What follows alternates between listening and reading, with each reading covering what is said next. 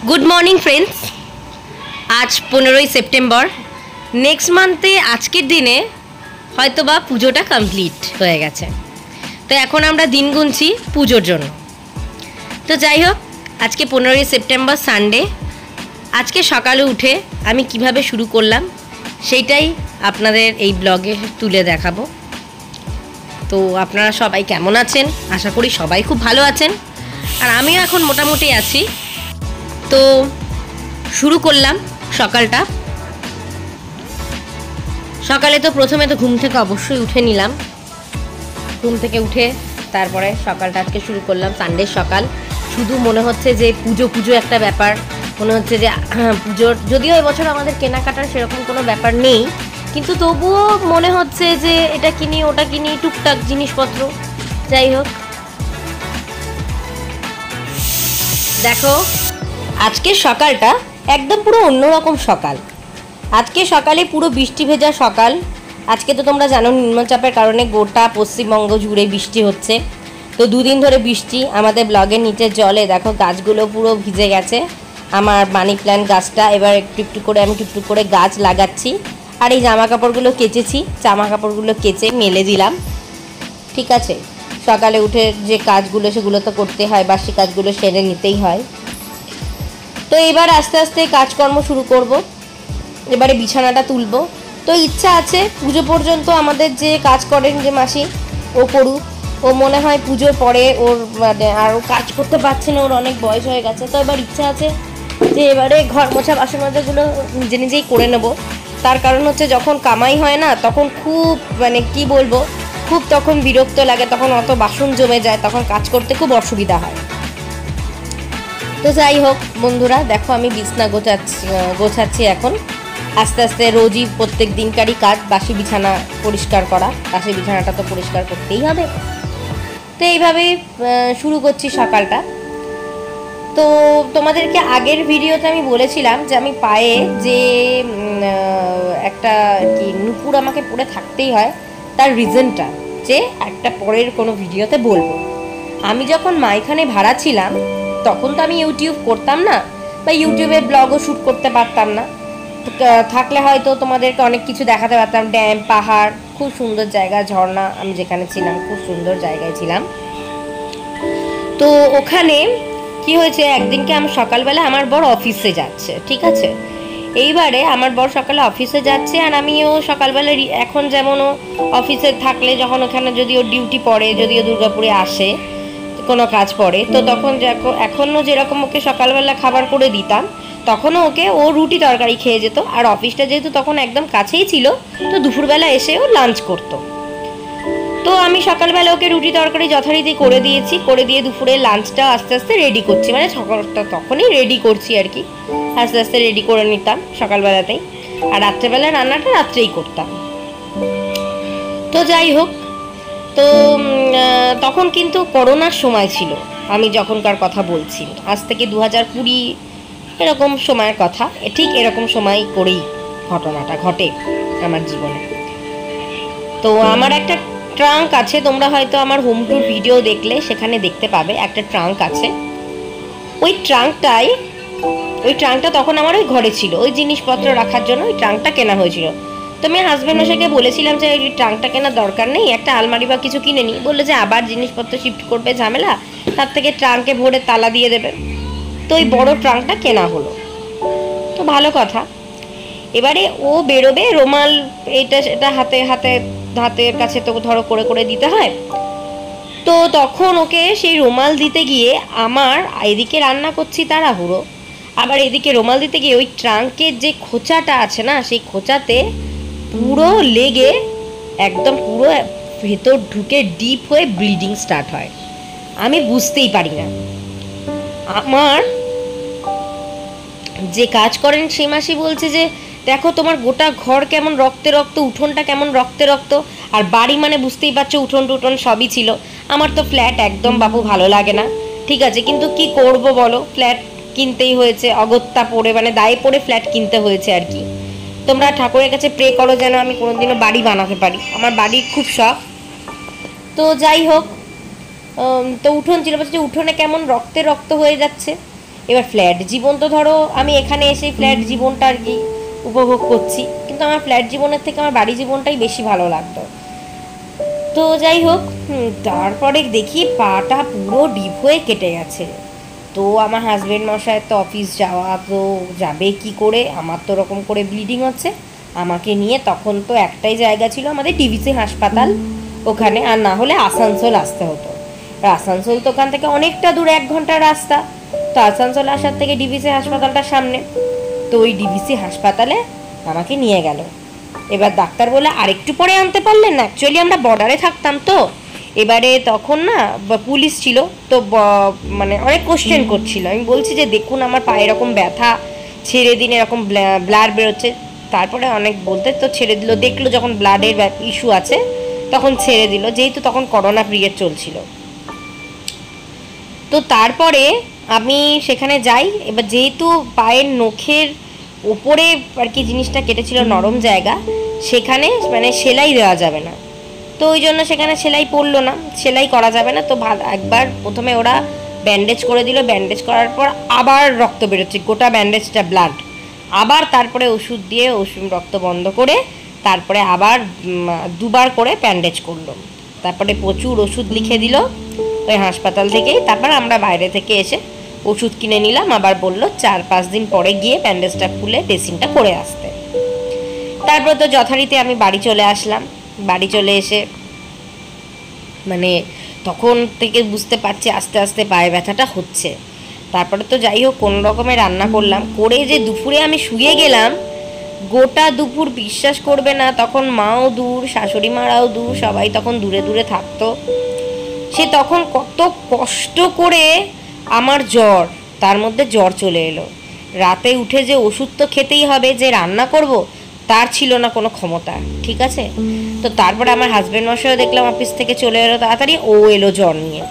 আমরা স্বামী স্ত্রী দুজনেই জ্বর সাফার করছি। আর আমি যে বাড়িটায় ভাড়া থাকতাম, এবার দেখো বাড়িওয়ালা তো বাড়িওয়ালাই হয়, ধরো কিছু কিছু ক্ষেত্রে প্রমাণ পেয়েছি গো, মনে দুঃখ কিছু কিছু ক্ষেত্রে আছে। তবে এই দিক দিয়ে একটা জিনিস বলবো, আমি যে এখানে ফ্ল্যাটে থাকি, এখানে যদি আমার কোনো শরীর খারাপ বা কিছু করে, আমার মেয়েকে খাইয়ে দেওয়ার বা আমাদের দুটো খাবার দেওয়ার লোক আছে, বা এখানে হোটেল রেস্টুরেন্ট পাশাপাশি আছে যে খাবার কিনে এনে তুমি খেতে পারবে। কিন্তু সেখানে সেই অপশানটাও ছিল না, যেহেতু একদম বর্ডার, সেখানে হোটেল রেস্টুরেন্টে যেতে গেলেও অনেকটা দূরেই যেতে হতো, ডাক্তারখানা পরিষেবা সবটাই দূর।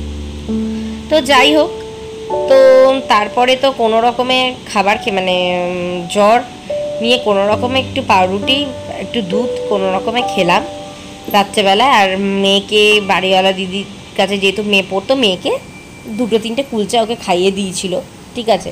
ও ওখানে খেয়েছিল, কিন্তু একবারও বললেন না দিদি যে তুমি আর কি খাও, আর কি তোমরা এত শরীর খারাপ খাও। তো 3 দিন আমাদের কাজের লোক আসেনি, যেহেতু জ্বর হয়েছিল তখন ভেবেছিল বোধহয় আমাদের করোনা হয়ে গেছে, কিন্তু আমাদের কিন্তু করোনা হয়নি, ভাইরাল মানে আমার অতটা যেহেতু কেটে গেছিলো সেই থেকেই জ্বরটা এসেছিল, ঠিক আছে। তো পায়ে 3-4 দিন খুবই ব্যথা ছিল, কোনো রকমে কাজকর্ম করতাম, পটি করতেও বসতে খুবই কষ্ট হতো, পটি বাথরুম সেই পায়ে মানে একদম পুরো সেই কি বলো না, ওই প্লাস্টিক বেঁধে ওগুলো করতাম কোনো রকম করে। এই দেখো গল্প করতে করতে অনেকটা রান্নাও আমার প্রায় হয়ে এলো। তো যাই হোক, এইবারে কোনো রকমে সেই বলছিলাম, তারপরে সেই 3 দিন কোনো রকমে কাজ করতাম, আর এই ঘরটা ঝাড় দিয়ে রাখতাম, আর মুছতে পারতাম না, ঠিক আছে। আর ওই একটা তরকারি আর ভাত, এরকমই আমার বর বলতো যে অত রান্না করার দরকার নেই, ভাত আর একটা তরকারি রান্না করে দাও, ব্যাস তাহলেই হবে। আর আমাদের সামনে যেহেতু চিকেনের দোকান ছিল, আর আমাদের গোলদারি মানে জিনিসপত্র যে মাসকাবাড়ি, সেই জিনিসপত্র আমাদের একটা দিদি ছিল ইতুদি, সেই ইতুদি আমাদের বাড়ি পৌঁছে দিত। তো সেই ক্ষেত্রে আমাদের অসুবিধা হতো না, যখন যেটা লাগতো ওরা দিয়ে যেত, ঠিক আছে। তো যাই হোক, সেই তারপর থেকে আমি একজনকে দেখাই, সে আমাকে বলে, মানে ওই কল্যাণেশ্বরী মন্দিরেই, মানে ওখানে তো অনেকে আর কি থাকে, মানে পূজারি টুজারি, তাদেরকে গিয়ে ঘটনাটা বলি। তো তারা বলে যে পায়ে মা তুমি খালি রাখবে না পা কখনো, তো পায়ে একটা করে হয় কালো কার পরতে পারেন, সে কালো কার যে আমার শ্যুট করে না, তো বলি ঠিক আছে কালো না পরো, তো একটা করে ওই যেটা হয় না তোড়া বা নুপুর, একটা করে নুপুর পরে থাকবে, বা একটা করে আঙুর দিয়ে রাখবে, তোমরা দেখবে আমি কোনো সময় খালি পা রাখি না। এটাই আমার খালি পার ইতিহাস। তো যাই হোক, তোমাদের সাথে গল্পটা শেয়ার করতে পেরে আমার খুব ভালো লাগলো। আর তখন এমনই সিচুয়েশন ছিল, আমার মা বাবাও যে কলকাতা থেকে আসবে সেটাও সম্ভব ছিল না, আমার যে শ্বশুর শাশুড়িও আসবে সেটাও ততটা পসিবল ছিল না। আমাদের নিজেদেরটা নিজেদেরকেই তখন করতে হয়েছিল। তো এখন ওই করতে করতে করতে করতে এমন জায়গায় চলে এসেছি না, আমি একটা জিনিসের ক্ষেত্রে দেখেছি, আমাদের অনেক ক্ষেত্রেই আমাদের নিজেদেরটা নিজেদেরকেই করতে হয়। আমাদের বিপদে আপদে পাড়া প্রতিবেশী এরাই বেশি আসে, আত্মীয় স্বজন আসে কিন্তু খুবই কম, ঠিক আছে, কিন্তু আমরা আবার সেটা করতে পারি না। আমরা সবার বিপদেই আমরা ঝাঁপিয়ে পড়ি, আর যেন করতেও পারি, আর রুটি করে ক্ষমতা যেন। আর রাতে দুপুরের মেনু হচ্ছে আজকে করবো একটু ডাল, ইচ্ছা আছে, তারপরে করবো একটু ঢেঁড়স ভাজা, আর তারপরে করবো একটুখানি ডিমের কারি। যেহেতু আজকে বাইরে বৃষ্টির ওয়েদার, সেই জন্য আজকে আর মানে মনে হচ্ছে না যে আজকে অন্যদিন হলে খিচুড়ি করতাম, খিচুড়ি করি, কিন্তু খিচুড়ি খেতে আমার মেয়ে অতটা পছন্দ করে না, বা আমিও যে খুব ভালোবাসি তা নয়, সেই জন্য আর খিচুড়িটা করলাম না, বা আমার বড় অতটা পছন্দ করেন না। তো সেই জন্য আমি ওই ডিম করছি, ডিমটা করছি আজকে, কারণ আজকে বাইরে বেরোতে একদম মানে পারা যাচ্ছে না, নিচে পুরো জলে ভর্তি হয়ে গেছে, সেই জন্য আজকে বাইরে বেরোনোর খুব অসুবিধা, সেই জন্য আজকে আর চিকেন বা মাটন কিছুই আনা হলো না। তো দিয়ে যাই হোক, আর তারপরে তোমরা তারপর রাতের জন্য করবো একটুখানি আলু পটলের তরকারি আর রুটি, ঠিক আছে। তো তোমরা এটা সঙ্গে, তারপরে আবার তোমাদের সাথে ব্লগে ফিরে আসি, ততক্ষণ তোমরা সঙ্গে থাকো, সাথে থাকো। তো যাই হোক, তারপরে সেই গল্পটা হয়ে গেল। এটাই এইরকমই কিছু কিছু ইতিহাস, মানে ভালো লাগে দেখবে। ট্রান্সফারের চাকরি, আমি আমার বরকে কেন বিয়ে করেছিলাম জানো, যে আমি ওর সাথে একটু ঘুরতে পারবো। আমি ঘুরতে ছোট থেকে খুব ভালোবাসি। আমাকে তো আমার বাবা যেহেতু ব্যবসা করতো, আমার বাবার দুধের ব্যবসা ছিল, সেই কারণে আমার বাবা বেশি আমাকে ঘোরাতে পারেনি, মানে আমরা খুব কম ঘুরতে যেতাম।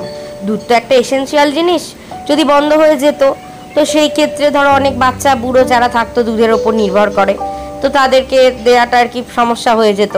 আর যতই কর্মচারী থাক না কেন নিজেকে একটু দেখতেই হতো। তো সেই ক্ষেত্রে তো সেই জন্য আমি খুব একটা বেরোতে পারিনি, ঘুরতে পারিনি। তো আমি আমার বরকে বিয়ে করি যে ওর সাথে আমি কিছুটা ঘুরবো বলে। তো আমাকে ঘুরিয়েছে মোটামুটি, কিন্তু এখন যে ও বাইরে থাকে, এখন ওখানে আমি যেতে পারি না, ও যেখানে যেখানে থাকে।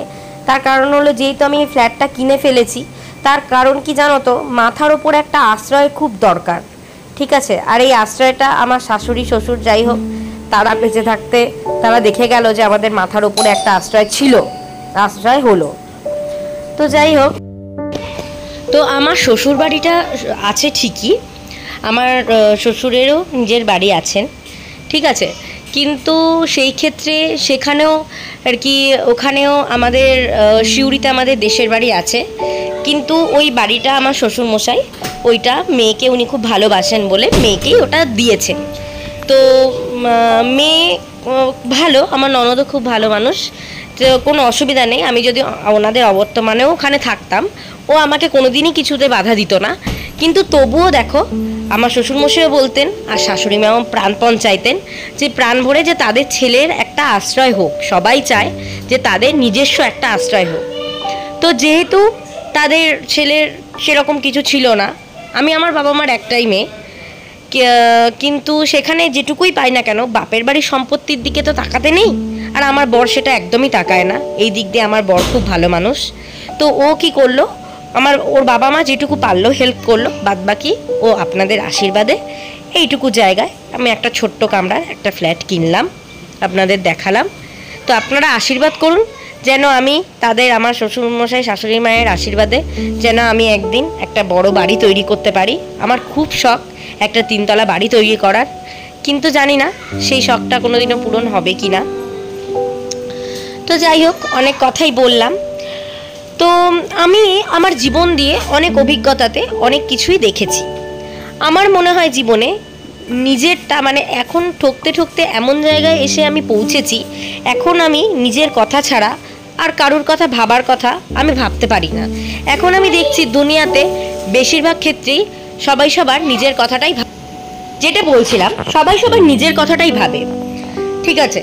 তো নিজের টাকা পয়সা, নিজের বাড়ি ঘর, নিজের সব কিছু, এটাই সবাই ভেবে আসে। তো যাই হোক, সেটা অনেক কথা। তো সেই জন্য আমার এখন মনে হয় যে আমি এমনভাবে ঠকেছি জীবনে, মানে ঠকেছি, তো জীবন আমাকে ঠকিয়ে ঠকিয়ে অনেক অভিজ্ঞতায় আজকে দাঁড় করিয়ে দিয়েছে। আজকে আমি এই একটা ছোট্ট কামরার ফ্ল্যাটে থাকি, আমার সত্যি কথা বলতে খুব কষ্টই হয়। ফ্ল্যাট জীবন এমনি খুব ভালো, এখানে সিকিউরিটি আছে, হায়ার ফেসিলিটি এরিয়া, কিন্তু একটা বাড়ির মতো সুখ কিন্তু এখানে নেই। তো তবুও ঠাকুরের আশীর্বাদে, বাবা মায়ের আশীর্বাদে, আমার শ্বশুর শাশুড়ির আশীর্বাদে আমি যে এই জায়গায় আসতে পেরেছি, আমি নিজেকে অনেকটা ধন্য মনে করি। আপনারা ঠাকুরের কাছে কামনা করুন আমার বরের যেন শরীর সুস্থ থাকে, তো ও যেন জীবনে অনেক উন্নতি করতে পারে, এটা আমি চাই। বা আমিও যে ইউটিউব করছি, আপনারা আমাকে আশীর্বাদ করুন, আপনারা আমাকে ভালোবাসা দিন, আমি যেন আমার জীবনের যে স্বপ্নগুলো রয়েছে, যে বাড়ি করার বড়, সেই স্বপ্নটা যেন আমি ফুলফিল করতে পারি। তো যাই হোক, আমি অনেক কষ্টের কথাই, অনেক দুঃখের কথাই আপনাদের সাথে শেয়ার করলাম। আমি অনেক, জানেন তো, অনেকে দেখেছি, মানে আমি অনেক কেন, সবাইকেই দেখেছি যে যাদের যখন বিয়ে হয় না, তারা অনেক কিছু, বড় বাড়ি, বড় ঘর, সহায় সম্পত্তি, জিনিসপত্র দেখে আসে। আমি কিন্তু কিছুই দেখে আসিনি। আমাকে যেটুকু করতে হয়েছে নিজের যোগ্যতায়, আজকে দেখতে পাচ্ছেন সেইটুকু জায়গায় আমি দাঁড়িয়ে আছি। ঠিক আছে, তো দিয়ে যাই হোক, অনেক কথাই আপনাদের সঙ্গে শেয়ার করে ফেললাম, অনেক দুঃখের কথাই। আমার তো আর দুঃখের প্ল্যাটফর্ম শেয়ার করার কোনো জায়গা নেই, সেই জন্য আপনাদের সাথে শেয়ার করে ফেললাম। করতে করতে আমি আজকে অনেক গল্প করলাম, এবং ঘরটাও আস্তে আস্তে আমি মোটামুটি করে গুছিয়ে নিলাম। ঠিক আছে, কেন আমি আগেই বলেছি, যত ভালো করে, যত পরিষ্কার পরিচ্ছন্ন করে ঘর গোছাতে পারবে, তত ঘরে লক্ষ্মীশ্রী বিরাজ করে। তো আমার ইচ্ছা আছে ঘরে কতগুলো জিনিস আর কি নেওয়ার জন্য, মানে কতগুলো জিনিস করার জন্য। তো সেগুলো আস্তে আস্তে করব, সব কিছু সময় সাপেক্ষ, একবারে তো সব কিছু হয় না, তো আস্তে আস্তে আমি করব সবটাই। ঠিক আছে, তো আপনারা আশীর্বাদ করুন আমি যেন করতে পারি। তো আজকের মতো ব্লগটা এই পর্যন্তই আমি করলাম। তো আবার পরবর্তী ভিডিওর জন্য তোমরা দেখতে থাকো, অপেক্ষা করো। তো আজকের জন্য টাটা, বাই, সবাই ভালো থেকো, সুস্থ থেকো।